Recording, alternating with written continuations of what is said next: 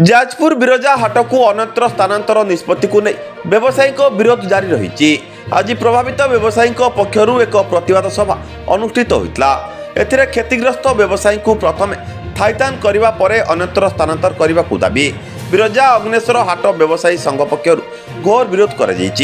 पूर्वर जिला प्रशासन पक्षर व्यवसायी मानक थाइतान प्रतिश्रुति देइथिबा बेले एबे सेमानकु चलित मास 19 तारिख में उच्छेद करने को निष्पत्ति नहीं। तेबे उक्त दिन जदि उच्छेद कर जाए ताहले उक्त दिन प्रबल विरोध करा जिवो बोली व्यवसायी पक्षर चेतावनी दी जाइछि। अक्षय नायक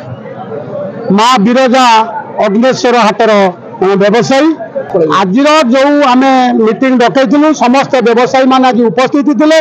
समस्त व्यवसायी मान मतामत जहाँ आम जानी से जो मतामत आमको मतामत सर्वसम्मति भाव आम यही निष्पत्ति ग्रहण कलु जे आगामी दिन उच्छेद नहबा आम आंदोलन जारी रखू एवं जारी रहा आम यही निष्पत्ति शेष निष्पत्ति आम जनाऊँ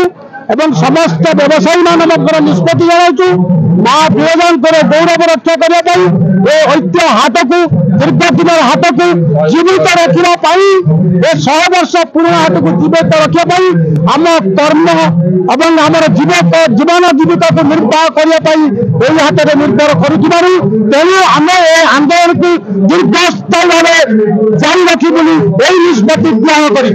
शरद कुमार साहू थाना प्रशासन जो आमको जो बार कथा कहला 19 तारीख भांगी कोड़ी हेनी अदल हेनी एटी मोर गोटे कथा आम मुरबी बबी बाबू कर से एमएलए अच्छा सी आमर भल मंद दुख सुख रखती अबी बाबू ओडिशा कथा बुझी बिरजा हाट कथा बुझे कहीं डेभलप करते मांग कर भल कर खराब कर लोक दाना देकी दाना लोक दुख सुख कथा बुझु लोक कि प्रोब्लेम पचारतु लोक असुविधा कौन हो पचारतु ये जिनस मना करूनी लोक जीवाई राजी होना।